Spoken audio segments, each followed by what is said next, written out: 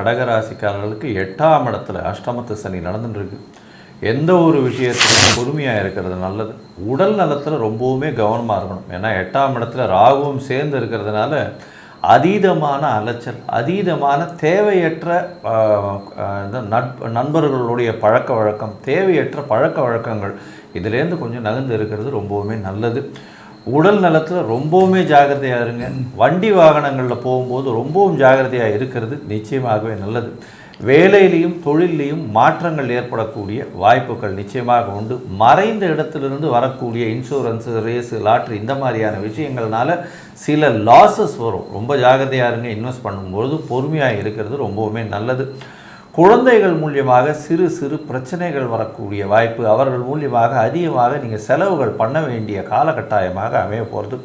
அதை தவிர பார்த்தாலேனால் உங்களுடைய ராசிக்கு அதாவது நேர்மையான சிந்தனைகள்லேயே இருங்க. ஏதாவது மறைமுக சிந்தனைகள் மூலியமாக தவறான விஷயங்களுக்கு நீங்கள் போனீங்களேயானால் உங்களுக்கு பெரிய பிரச்சனைகள் வரக்கூடிய வாய்ப்புகள் நிச்சயமாக உண்டு. குடும்பத்தில் பேச்சில் ரொம்ப ஜாகிரதையாக இருங்க. கணவன் மனைவிக்குள்ளே இருக்கக்கூடிய இணக்கம் குறையக்கூடிய வாய்ப்பு, குடும்பத்தில் பணவரவு நிச்சயமாக தடங்கள் படக்கூடிய வாய்ப்புகள் நிச்சயமாக இருக்கும். பணம் வந்ததுனாலும் தேவையற்ற செலவுகள் இருக்கக்கூடிய வாய்ப்புகள் நிச்சயமாக இருக்கும். தொழிலில் மாறுதல்கள் இருக்கும். வேலையில் போனீங்கன்னா உங்களுக்கு மேலதிகாரி மூலியமாக பிரச்சனைகள் அதிகமாக வரக்கூடிய வாய்ப்பு உண்டு. ஏன்னா சப்தமாதிபதியே 8ஆம் இடத்துல போய் இருந்து உங்களுக்கு கஷ்டத்தை கொடுக்கணும் அப்படின்ற ஒரு கடமையில் இருக்கிறதுனால கண்டிப்பாக உங்களுடைய தொழில், அதாவது 10ஆம் இடத்தையும் அவர் பார்க்கறதுனால கண்டிப்பாக நீங்கள் எந்த இடத்துல வேலை செஞ்சாலும் சரி, தொழில் செஞ்சாலும் சரி, ஒன்று அரசாங்கத்தின் மூலியமாக பிரச்சனைகளோ, வேலை செய்யும் இடத்துல உங்களுடைய மேல் அதிகாரிகள் மூலியமாக பிரச்சனைகளோ கண்டிப்பாக வந்தே தீரும். இதன் மூலியமாக கொஞ்சம் பொறுமை காக்கிறது நல்லது. யாரையும் எடுத்து பேசுகிறது மூலியமாக வேலையை ரிசைன் பண்ணிட்டு வந்துடுறேன், நான் இல்லைன்னா ஒன்றும் பண்ண முடியாதுன்னு இந்த நேரத்தில் ஈகோ பார்க்குறது அது ஏற்றத்தை கொடுக்காது, பிரச்சனையில் கொண்டு போய் முடியும்.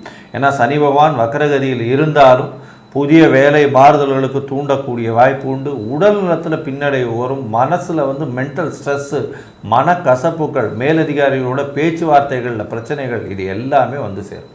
பொறுமையாக இருந்து இதை கடந்து செல்வதை மட்டுமே புத்திசாலித்தனம்.